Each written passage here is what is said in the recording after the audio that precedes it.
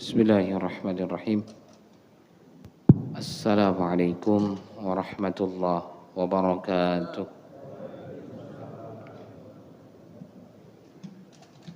Ila hadratin Nabi Mustafa Rasulillah sallallahu alaihi wasallam, khususan kabir Al-Habib Hasan bin Ahmad bin Muhammad bin Salim Al-Kaf, Al-Habib Zain bin Ibrahim bin Zain bin Sumi, أن الله يتغشاهم برحمة يلي درجاتهم في الجنة وينفعنا بهم وبعلومهم في الدارين آمين آمين آمين اللهم آمين. الفاتحة. بالله من الشيطان الرجيم. بسم الله الرحمن الرحيم. الحمد لله الرحمن الرحيم مالك يوم الدين إياك نعبد وإياك نستعين اهدنا الصراط المستقيم صراط الذين أنعمت عليهم غير المغضوب عليهم ولا الضالين.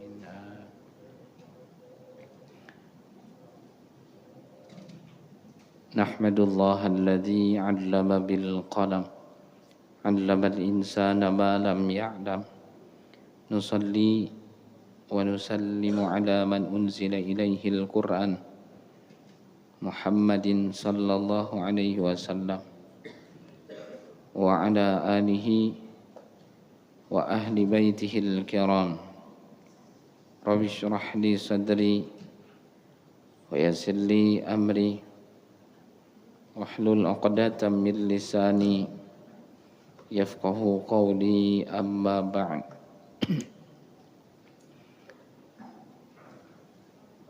Jamaah salat subuh yang dirahmati oleh Allah Subhanahu wa taala, sebagaimana biasanya sebelum lebih lanjut mari kita sama-sama berniat atau memperbaharui niat kita untuk duduk i'tikaf dalam masjid ini.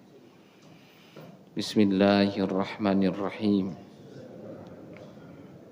Nawaitu an a'takifa fi hadzal masjid sunnatan lillahi ta'ala. Di dalam hati masing-masing sengaja saya niat i'tikaf dalam masjid ini sunnah karena Allah Ta'ala.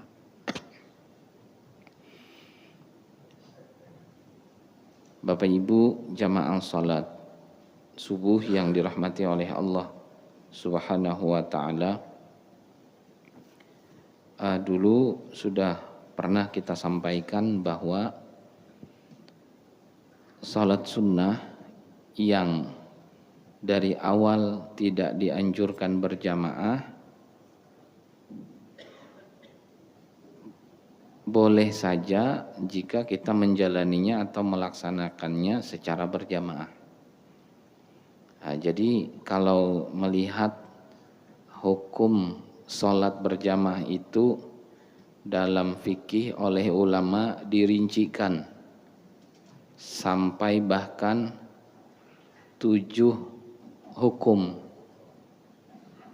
Kalau melihat rinciannya, yaitu yang pertama ada sholat berjamaah sifatnya fardu ain.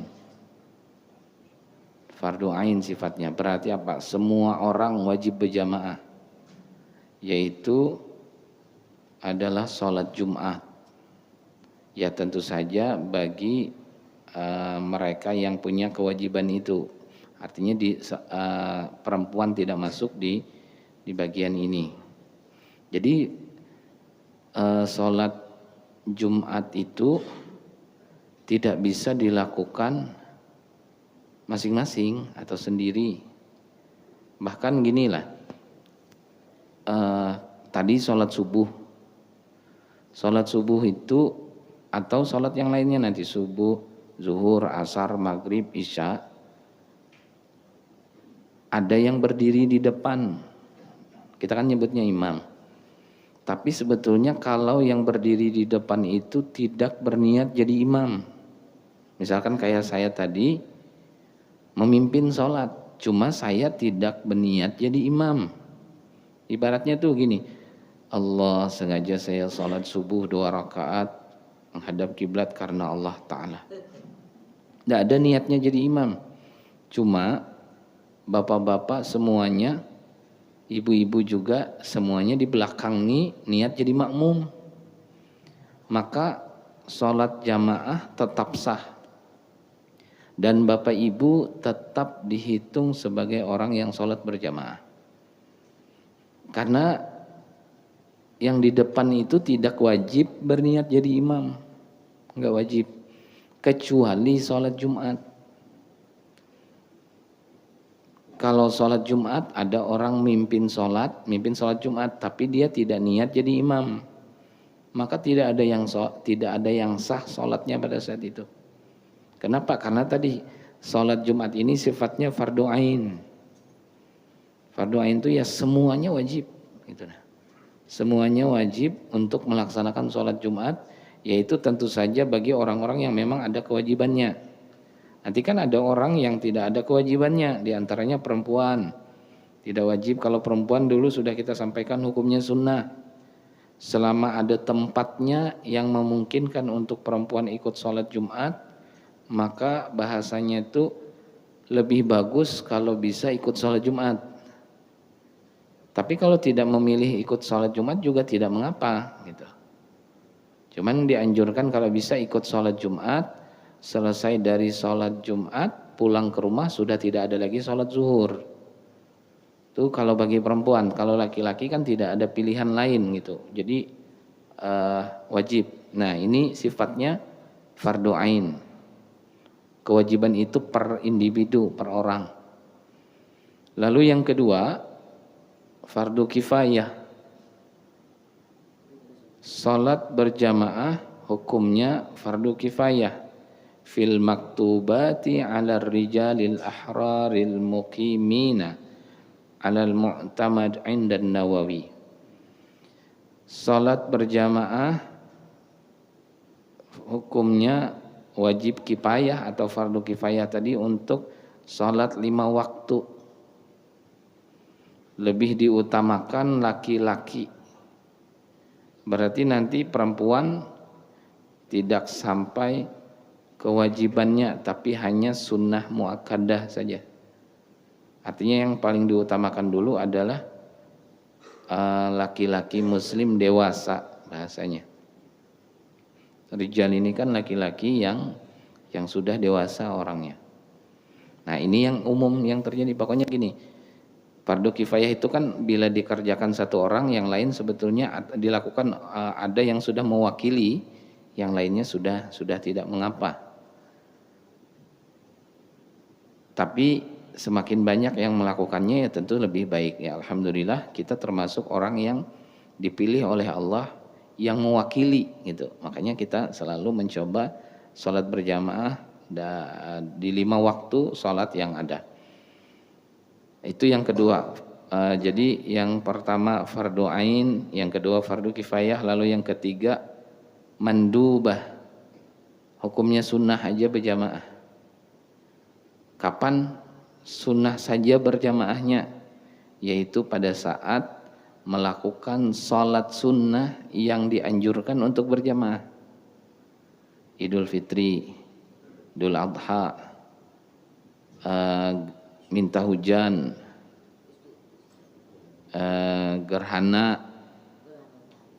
matahari, gerhana bulan, itu sunnah berjamaah. Tetapi jika dilakukan sendiri ya tentu tetap sah. Ya dulu, tapi nanti kita baca lagi. Sholat Id itu tidak mesti harus berjamaah. Bahkan misalnya kita sepakat nanti sholat Idul Fitri nggak usah aja berjamaah, masing-masing saja. Ya silakan. Artinya ya bisa, boleh begitu, sah sholat Idul Fitri yang kita lakukan. Tapi ya dia kehilangan pahala sunnah ini tadi. Tapi kita memahami hukum itu ya dalam rangka seandainya terjadi di luar dari kebiasaan, kita faham bahwa hukumnya tetap sah karena statusnya adalah sunnah gitu tadi. Lalu yang berikutnya yang keempat, mubah. Ya mubah ini boleh saja. Mau dilakukan silahkan, tidak dilaksanakan juga tidak mengapa. Ya tadi sholat sunnah yang dari awal tidak ada anjurannya berjamaah. Ini kalau bahasa kebolehannya lah.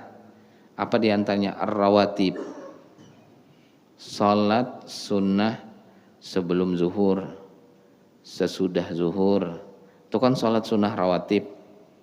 Lalu bolehkah, bisakah berjamaah? Bisa, gitu. Boleh aja, cuman kan rasanya kita tidak pernah melakukannya karena memang lebih utama aslinya sendiri-sendiri, gitu. Makanya dulu saya menyampaikan salat sunnah isyraq. Salat sunnah isyraq itu kalau dilakukan berjamaah boleh, bisa. Tapi aslinya lebih bagus tidak berjamaah. Nah, cuma kita di sini kita lakukan bersama. Nah, ini mempertegas saja lagi, melakukannya bersama. Bersama itu artinya tetap kayak dipimpin, kayak berjamaah, cuma niatnya tidak jadi imam, tidak jadi makmum. Bisa dipahami lah. Jadi bapak ibu di belakang, misalnya saya mimpin, saya di depan berniat begini, Allah, sengaja saya sholat sunnah isyraq 2 rakaat karena Allah Ta'ala. Nah, nggak ada niat jadi imam. Nanti bapak ibu di belakang juga, Allah, sengaja saya sholat sunnah isyraq 2 rakaat karena Allah Ta'ala. Nggak ada jadi makmum. Tapi seandainya bapak ibu memilih, Allah, sengaja saya sholat sunnah isyraq 2 rakaat jadi makmum karena Allah Ta'ala, boleh, bisa begitu. Nah, kenapa kita tidak melakukannya? Begini, habis pengajian saya berdiri di sini, bapak berdiri masing-masing, ibu juga masing-masing. Artinya ya silahkan. Nah, pada saat itu kita khawatir banyak akhirnya yang agak malas jadinya. Dan yang paling dikhawatirkan bisa duluan duduk di belakang situ. Bisa habis yang lambat sholatnya. Nah, lalu kita seragamkan sama-sama, kita dulu habis itu salaman gitu. Nah, tujuannya untuk itulah, biar jelas. Dan ingin memperjelas juga bahwa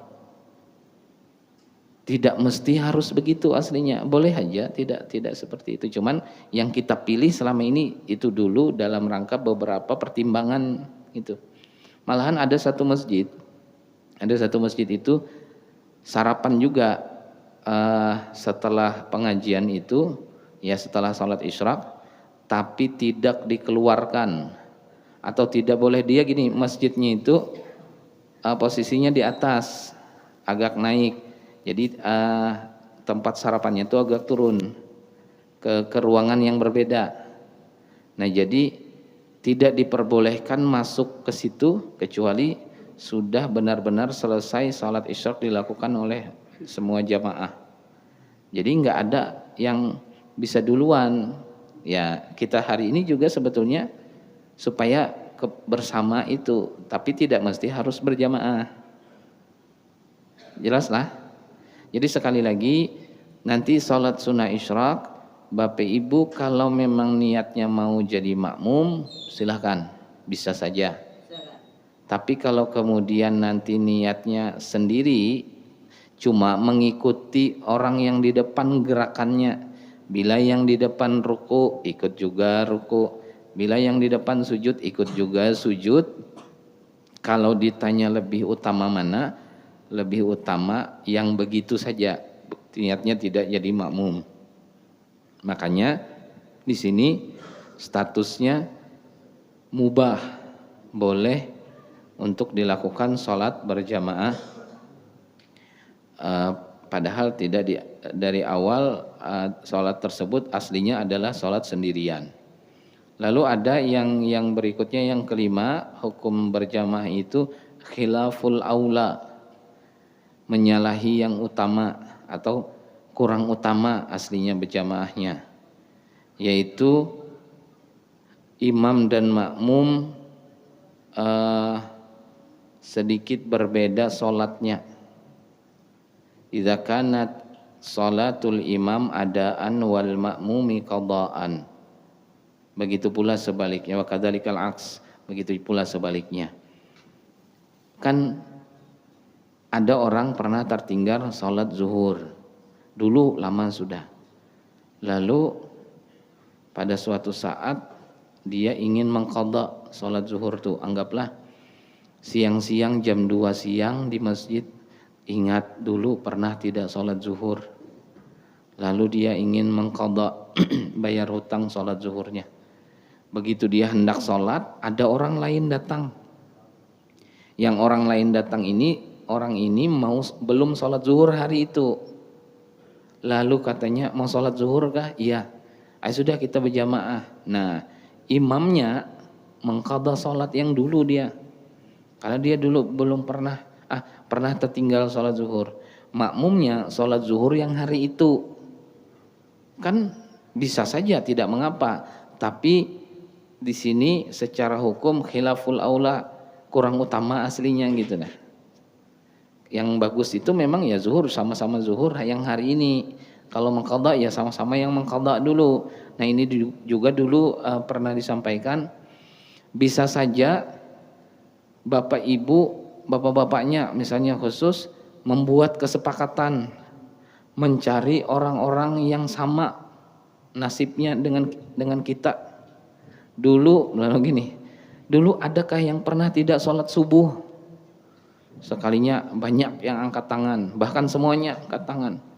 Lalu habis itu kita bilang, bagaimana kalau kita bayar hutang sama-sama, mengqadha sama-sama. Nah itu sangat diutamakan sekali. Dengan kata lain, mengqadha itu kalau bisa berjamaah sesama bubuhan yang mengqadha. Nah, ini belum pernah ada di masjid lain lagi. Belum ada ini. Jadi kalau ada program khusus Baitul Maghfirah, ini program baru. Program unggulan. Tapi kelihatan nanti siapa pesertanya. Begitu banyak yang ikut, oh ini orang-orang yang dulu tidak sholat itu kelihatan. Tapi ini jujurlah, ini program sangat baik sekali aslinya. Ya mudah-mudahan dipertimbangkan ini pengurus. Ada hari tertentu untuk bersama mengqadha sholat. Enggak apa-apa. Begitu banyak yang ikut, dalam hati yang ikut nih, bapak ini ndak sholat juga dulu rupanya. Tapi beliau pun bilang ke kita juga, sama juga ini tidak sholat juga dulu. Ya makanya artinya kan nggak ada masalah, karena sama aja gitu nah, karena sama aja gitu. Kalau dia yang satu sholat, yang saat ini, yang satunya mengqadha atau sebaliknya antara imam dan makmum, tadi lalu khilaful aula namanya. Kurang utama sebetulnya. Nah, jadi yang paling utama itu sama jenis sholatnya persis. Lalu yang keenam makruh. Makruh kalau berjamaah. Berarti nanti pilihannya bisa jadi nggak usah berjamaah aja. Tapi kalau berjamaah ya insya Allah tetap sah. Mohon maaf, saat ini bahasa di fikih lah. Dan ini satu pandangan saja dulu, nanti ada pandangan lain yang berbeda, yaitu apa? Idza kanal imamu fasiqan au muftadi'an. Imamnya ini orangnya kurang baik kehidupan kesehariannya. Yang jadi imam tuh nah. Maka kita yang jadi makmum di belakang berjamaah bersama orang itu hukum aslinya makruh. Beliau jadi imam, tapi hari-hari celana pendek kemana-mana berjalan, atau sering duduk di depan rumah atau di luaran itu sering tidak pakai baju, sering yang kayak gitu, kepanasan mungkin tidak pakai baju, pokoknya banyak hal-hal yang sebetulnya tidak layak dilakukan, cuman dilakukannya gitu. Lalu dia jadi imam. Nah ternyata makruh orang yang seperti itu dijadikan imam. Artinya tidak usah kita jadi makmumnya gitu bahasanya. Tapi ya kalau tetap kita uh, mengangkat orang ini jadi imam kita, ya sholat kita tetap sah aja sholatnya, cuman tadi statusnya makruh gitu. Yang tidak sah itu imamnya celana pendek, bukan waktu jalan-jalan di luar lagi sholat, itu jelas tidak sah. Nah jadi ini yang keenam bahasanya makruh. Lalu yang terakhir yang ketujuh ini terbagi jadi dua, haram hukumnya. Haram ma'asihah dan haram ma'adami sihah. Haram tapi sah, haram dan tidak sah. Yang pertama haram tapi sah itu sama-sama sholatnya berjamaah, sholatnya juga sama aja, zuhur sesama zuhur, tapi fi ardin maksubatin, tetapi sholatnya di tempat yang mereka berdua merampas atau mengambil tempat tersebut, di tempat orang lain yang bukan tidak berhak mereka memakai tempat itu. Dulu kita pembahasan tentang ghasab. Sajadah orang ada dua, pas kita mau berjamaah berdua, kebetulan ada sajadah orang yang mana orang itu tidak rela sajadahnya dipakai. Kita bilang bawa pakai aja, izin aja dulu. Gimana cara izinnya? Ngomong sendiri, mengizinkan sendiri. Minjam sajadah lah, iya pakai aja. Beliau sendiri yang ngomong. Nah ini kan namanya ghasab, nanti makai sajadah orang tanpa izin dan belum tentu orangnya mengizinkan. Begitu dia sholat di situ di atas sajadah itu, sholatnya sah tapi hukumnya haram. Ya ini terkait ghasabnya yang dulu pernah kita sampaikan. Ya saya dulu contohkan kan begini, ibu-ibu misalkan yang bawa sajadah begitu, lalu antara maghrib isya pulang, tapi sajadahnya ditinggal. Nanti mungkin yang paling sering terjadi itu pas tarawih, supaya tempatnya enggak ketinggalan, enggak kehilangan tempat, taruh sajadah sudah masing-masing. Tapi orangnya pulang. Sekalinya ada uzur, ada halangan di rumah tuh enggak bisa datang lagi ke masjid pada saat itu. Lalu sajadahnya aja tertinggal kan oleh ibu yang lain, lalu melihat kayaknya ibunya ini enggak datang, dipakailah sajadahnya. Karena ibu yang lain yang memakai ini dari dulu punya cita-cita ingin punya sajadah yang kayak punya ibu yang enggak ada itu, cuman belum kesampaian. Nah ini cocok nih, orangnya enggak ada, dipakai oleh beliau. Itu namanya ghasab tadi.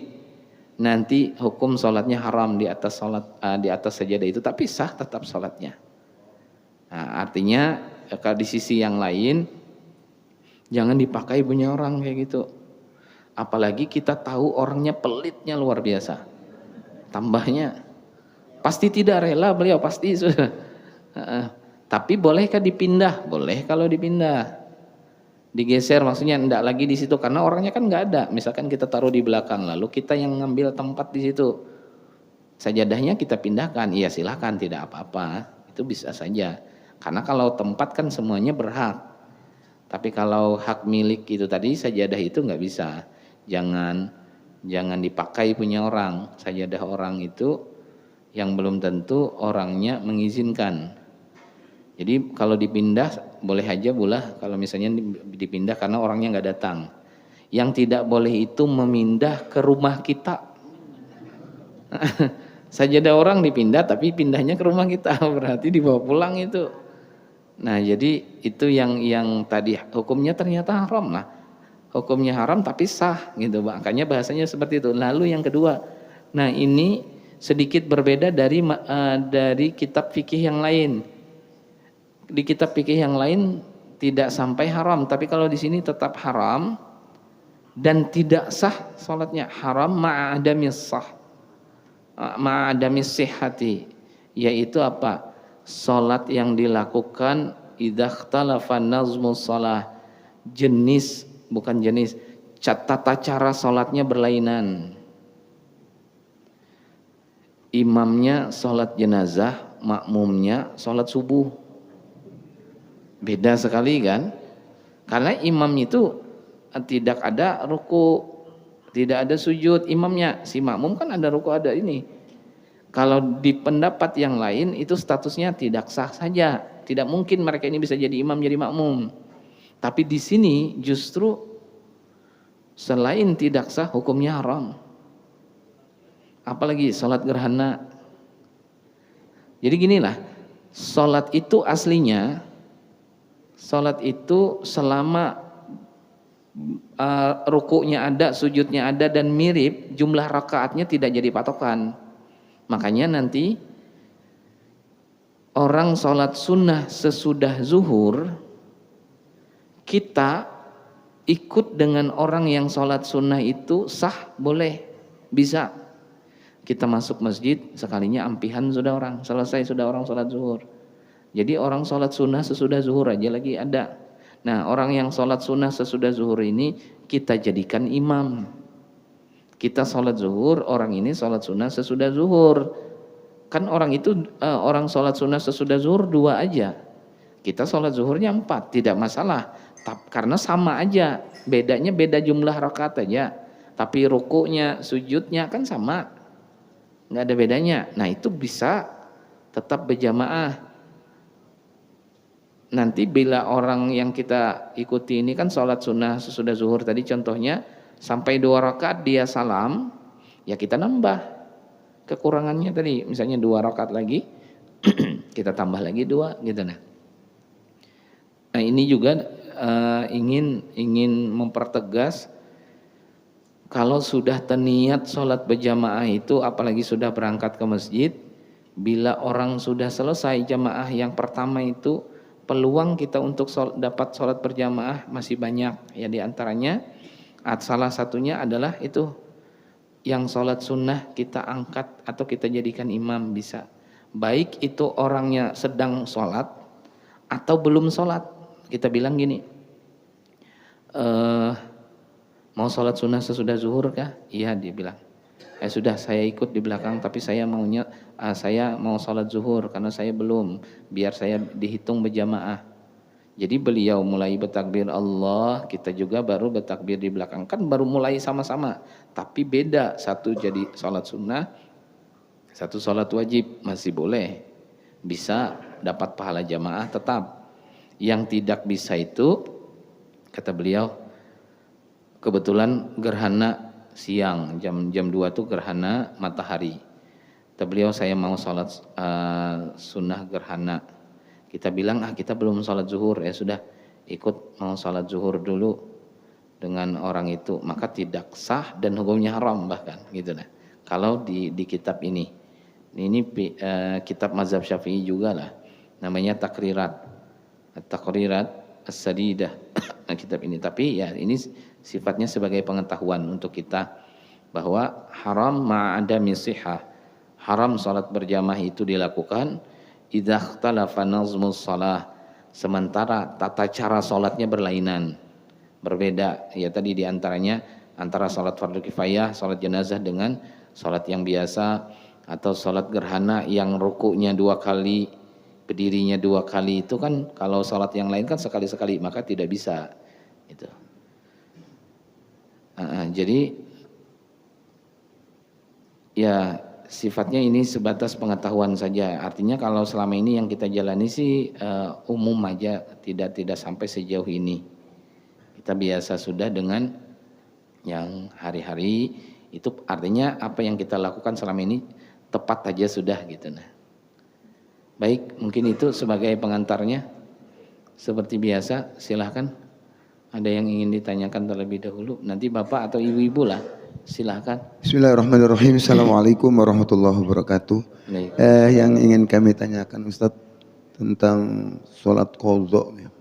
Jadi selama ini mungkin yang kita ketahui pelaksanaan sholat qadha itu untuk diri kita sendiri gitu. Lalu adakah tuntunan mengqadhakan orang tua yang mungkin sakit sudah tidak bisa mengerjakan sholat gitu bagi anak-anaknya? Demikian, makasih. Assalamualaikum warahmatullahi wabarakatuh. Waalaikumsalam warahmatullahi wabarakatuh. Salat ini sebetulnya sebuah kewajiban yang diberikan oleh agama dan sangatlah penting sekali, tapi secara proses pekerjaannya dia ada beberapa alternatif pilihan-pilihan yang lebih mudah. Kan kita taunya berdiri, kan tidak mengapa, nanti bisa saja duduk kan dengan kondisi tertentu atau orang-orang tertentu. Tidak bisa duduk pun ternyata tidak mengapa, nanti bisa saja sampai berbaring. Tidak bisa berbaring dalam arti dengan ritual khusus, tetap saja bisa sholat, sifatnya hanya isyarat dengan mata atau hati saja yang sholat. Artinya sangat mungkin sekali masih mengerjakan sholat ini. Meskipun keadaannya tambah parah dalam keadaan sakit tadi misalnya. Tapi bagaimana dengan orang yang sakitnya itu benar-benar jangankan duduk, jangankan berbaring seperti biasa. Isyarat hati saja dia tidak bisa lagi. Ya tentu sebetulnya kewajibannya pun akan mulai berkurang, bahkan bisa jadi tidak lagi wajib bagi orang yang seperti itu. Kewajibannya bisa jadi akan hilang nanti. Dengan kata lain berarti nggak perlu lagi beliau sholat, karena memang beliau sudah tidak lagi wajib gitu. Nah sebetulnya mungkinlah saya menangkapnya apa yang ditanya ini, bagaimana kita atau bolehkah kita mengqadhakan sholat orang lain yang mana orang ini meninggal sudah. Kita ingat waktu beliau hidup banyak sholat yang beliau tinggalkan. Lalu di antara upaya kita untuk memberi bantuan kepada beliau itu dengan cara menggantikan sholat beliau yang tertinggal. Nah, lalu ditanya apakah bisa atau boleh seperti itu? Karena gini, kalau haji jelas, dulu orangnya mau haji, dulu orangnya mau umrah, tapi entah karena waktunya, entah karena biayanya, atau bisa jadi tenaganya, fisik beliau sampai meninggal akhirnya tidak pernah berhaji, tidak sempat umrah, meninggal sudah orangnya. Lalu hari ini anaknya misalnya atau keluarganya yang lain, oh si bapak ini dulu belum pernah umrah beliau, padahal aslinya beliau tuh kita tahu ingin sekali aja umrah, mungkin dengan keterbatasan. Lalu hari ini kita yang menggantikan beliau atau mengumrahkan beliau atau menghajikan, namanya badal. Hukumnya jelas sah dan tergantung daripada kalau dia wajib dan kita mampu, ya tentu sama wajib sebagaimana hukum asalnya. Lalu bagaimana dengan sholat tadi, kan sebetulnya gitu. Apakah kemudian bisa kita gantikan atau nggak bisa kalau sholat? Di sini ada dua pandangan ulama yang tidak sepakat mereka, ulama-ulama ini menelusuri dalil-dalil yang ada. Kesimpulan sederhananya, satu menyatakan nggak bisa kita gantikan. Karena apa? Karena sholat ini benar-benar ibadah pribadi atau ibadah yang urusannya hanya si pemilik diri dengan Allah, nggak ada urusannya dengan orang. Makanya orang lain nggak bisa ganti-gantikan. Kalau kayak tadi sholat, haji tadi, itu bisa orang lain mewakili gitu nah bahasanya. Kalau yang pertama ini dengan pandangan bahwa sholat ini lebih personal, lebih pribadi lagi, maka tidak bisa diganti. Kalaupun hendak memberikan bantuan bahasanya ke beliau yang dulu kelihatannya sering tidak sholat, banyak meninggalkan sholat, meninggal sudah, maka hari ini yang masih hidup upaya yang bisa dilakukan bukan dengan menggantikan sholat beliau, tapi sering doa atau memilih pendapat yang membacakan ayat Quran mengirimkan pahalanya gitu.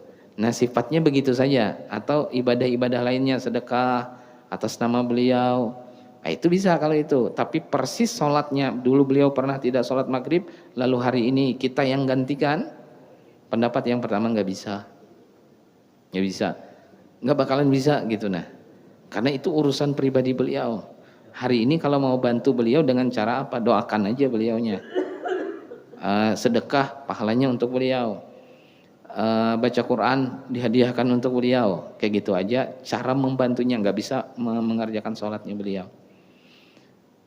Lalu itu pendapat yang pertama. Ternyata ada pendapat yang kedua, yang sholat pun bisa saja digantikan. Dari mana ini? Nah kalau yang pertama tadi, karena tidak ada hadis yang menyebutkan tentang itu, tidak ada dalilnya, benar-benar, maka anggapannya nggak bisa pasti sudah. Nah pendapat yang kedua, bentar dulu, kata yang kedua sebetulnya masih bisa. Dari mana ambilannya bahasanya, atau dasarnya dari mana? Lalu orang-orang yang kedua ini berdasarkan tentang hadis haji tadi dan hadis puasa. Namanya qiyas. Qiyas itu menyamakan sholat dengan haji dan puasa. Haji dan puasa itu jelas dalilnya ada, lalu disamakan. Kalau haji itu wajib, puasa itu wajib, bisa digantikan oleh orang lain. Lalu disamakan, sholat kan juga wajib. Kalau sholat juga wajib sama dengan haji dengan puasa, berarti sholat pun bisa dong digantikan. Cara pandangnya begitu. Akhirnya muncul pendapat yang kedua, bisa kok menggantikan, mengqadhakan, sholat dulu tidak maghrib, tidak sholat maghrib, orang tersebut meninggal sudah, lalu hari ini kita sholat, Allah sengaja saya sholat maghrib mengqadha untuk almarhum fulan bin fulan karena Allah Ta'ala. Nah, bisa begitu dengan pandangan yang kedua. Tapi ternyata pandangan kedua ini tidak berlaku bagi orang yang punya hutang sholat sendiri masih banyak. Sok mantap mengqadhakan orang, hutang sendiri aja banyak masih. Itu. Jadi kata pendapat yang kedua, yang bisa mengqadhakan itu adalah orang yang memang dirinya sudah tidak punya hutang. Gitu. Saya ini ingin jadi anak yang berbakti, ingin mengqadhakan sholat orang tua yang dulu banyak ditinggalkan beliau. Sekalinya si anak ini pun banyak hutangnya masih. Maka nggak bisa. Kalau begitu artinya tunaikan hutang sendiri gitu dulu. Nah, jadi orangnya terus didoakan, orang tuanya didoakan saja, bukan dengan mengqadha. Nah itu pandangan fikihnya terkait menggantikan sholat untuk orang lain itu. Tapi bagaimanapun kita tidak boleh menutup satu pendapat, sementara misalnya kita memilih pendapat yang lain. Artinya hak kita memilih, tapi tidak boleh menutup untuk yang lain gitu. Nah siapa tahu yang lain mau memilih dengan pilihan yang berbeda. Nah itu yang penting juga untuk dipahami bersama. Kita ini kadang-kadang karena kita memilih itu, lalu itu yang harus orang lain juga pilih. Bila berbeda atau tidak memilih yang sama dengan kita, lalu kita anggap keliru, anggap salah. Nah cara pandang yang seperti itulah yang sebetulnya tidak baik ada pada diri seorang muslim. Seperti ya sama kayak kita yang lain. Misalnya bapak-bapak atau ibu-ibu sudah terbiasa memilih cara ngangkat tangan yang sejajar dengan telinga. Pilihan kita tuh itu. Tapi kita ngerti bahwa orang lain ini memang ada pendapat yang menyatakan mengangkat tangan tuh nggak usah setinggi telinga itu tangannya, cukup setinggi bahunya aja atau cukup di depan dadanya saja. Kita ngerti memang ada itu, cuma kita kan nggak milih itu gitu. Nah orang lain memilih itu, ya kita ngerti. Oh beliau milih itu, bisa aja sih, cuma saya nggak milih.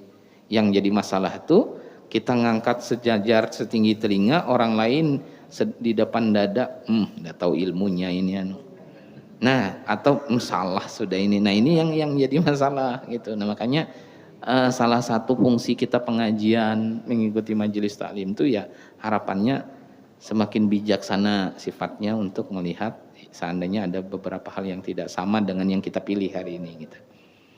Ada lagi yang lain? Oh, nggih. Mohon maaf Ustaz, menyangkut kodok tadi.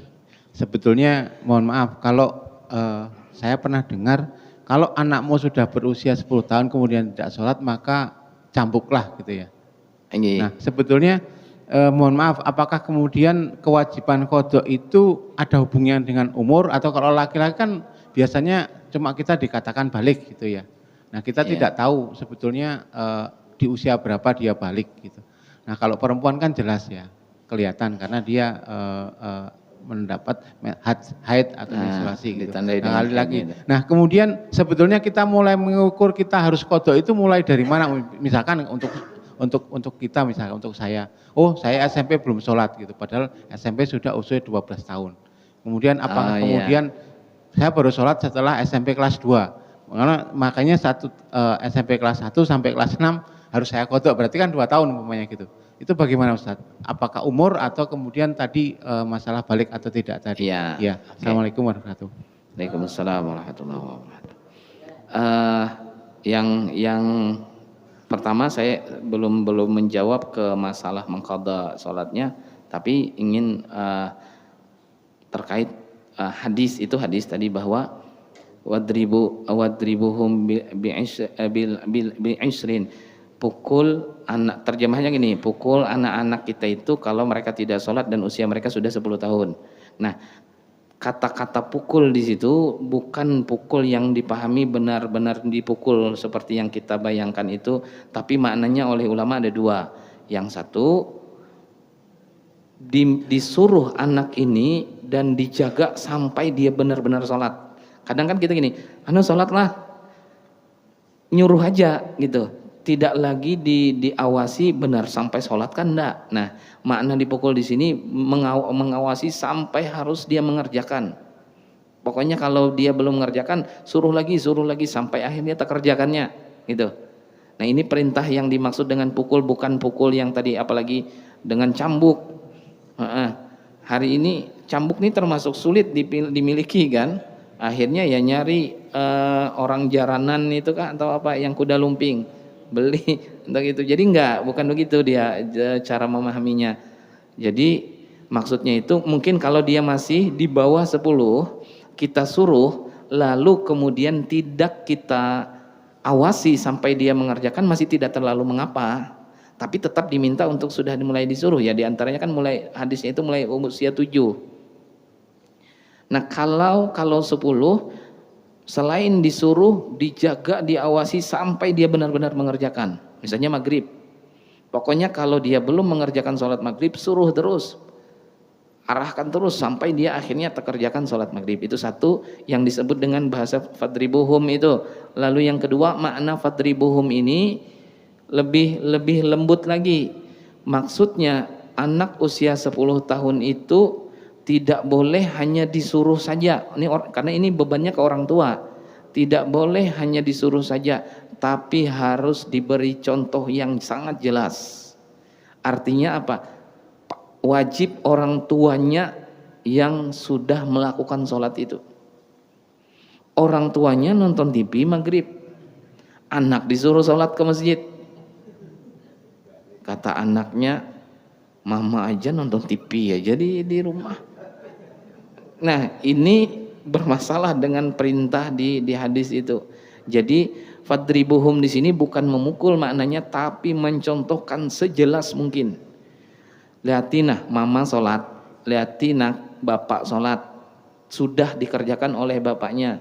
Itu bagian daripada fadribuhum tadi maknanya. Nah, ini ulama memaknainya begitu. Jadi bukan dengan benar-benar memukul itu, enggak seperti itu. Nah, adapun kemudian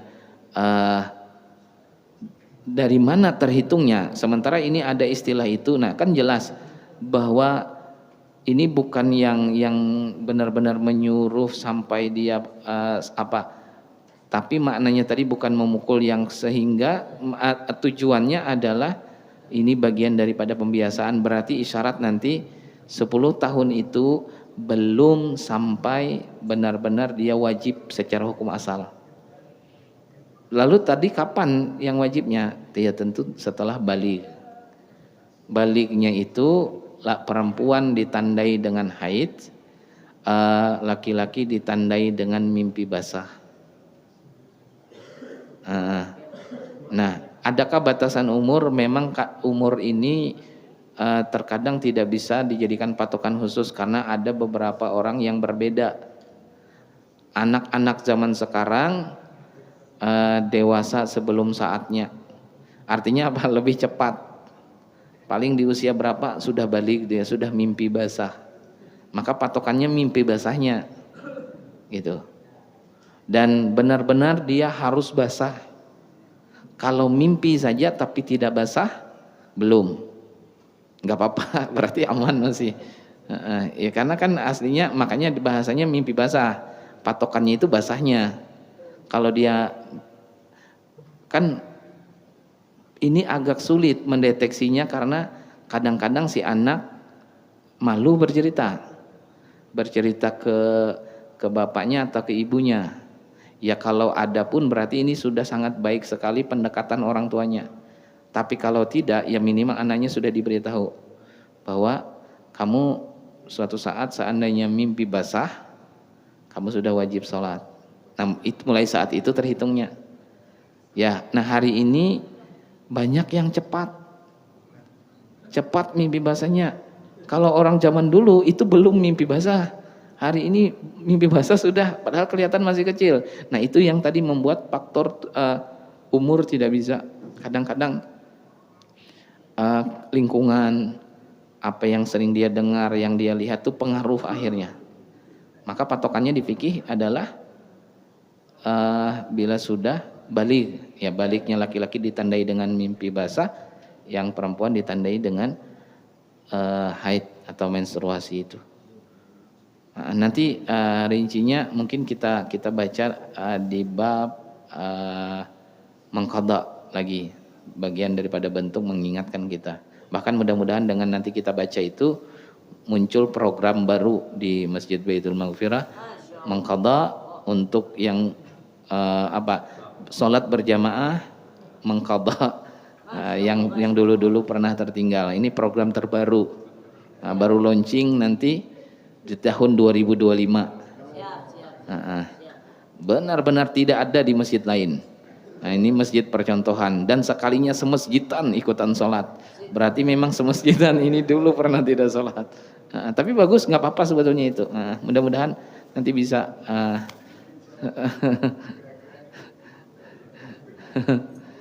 Saya rasa cukup. Khawatir Ibu, mohon maaf tidak sempat karena takutnya terlewati waktu kita. Masih bisa ya? Sudah, insya Allah coba sesingkat mungkin. Kalau disamakan dengan maghrib. Assalamualaikum warahmatullahi wabarakatuh. Waalaikumsalam warahmatullahi wabarakatuh. Ini Ustadz, ada waktu kita melakukan sholat isyraq berjamaah, tapi kita niat sendiri. Saat membaca suratan setelah Al-Fatihah belum selesai, tapi imam sudah ruku, bagaimana kita lanjutkan aja bacaannya sampai selesai atau ngikuti imam? Oh ya, karena tadi kita bilang sholat isyraqnya bersama, tapi niatnya masing-masing, ya kan, gitu. Dan itu ternyata lebih utama sebetulnya. Oke. Berjamaah, sholat. Lalu tadi yang ditanyakan, begitu kita baca surah belum habis, yang kita ikuti gerakannya ini orangnya sudah ruku. Apakah kita cukup menyelesaikan bacaan kita atau ikut aja ruku sudah? Dua-duanya boleh. Supaya nggak enak saya agak kelihatan agak telat terlambat, ikut aja sudah ruku juga, silahkan. Tapi kalau mau nggak papat terlambat rukunya kita, Karena kan kita nggak berjamaah juga kan, gitu. Yang kita ikuti itu ruku karena kita belum dan sayang kita ingin menghabiskan, lalu kita habiskan aja. Yang kita ikuti itu ruku nggak apa-apa, bisa juga begitu. Nanti silahkan aja ibu pilih, mau langsung ikut ruku juga atau mau menyelesaikan bacaannya ibu sendiri, maka bisa untuk bacaan surah yang ditanyakan tadi. Wallahu taala a'la wa a'lam bishawab. Mungkin itu, mudah-mudahan ada manfaatnya. Mohon maaf atas segala kekurangan. Teriring doa, mudah-mudahan Allah istiqomahkan kita untuk setiap ketaatan dan kebaikan yang selama ini sudah kita jalani, yang kita lakukan, dan yang paling penting semoga Allah meridai, menerima segala amal saleh, amal baik yang kita lakukan tersebut. InsyaAllah kita baca doa selepas dari salat isyraq, kita tutup dengan doa kafaratul majlis. Subhanakallah wa bihamdika asyhadu an la ilaha illa anta astaghfiruka wa atubu ilaik. Assalamualaikum warahmatullahi wabarakatuh.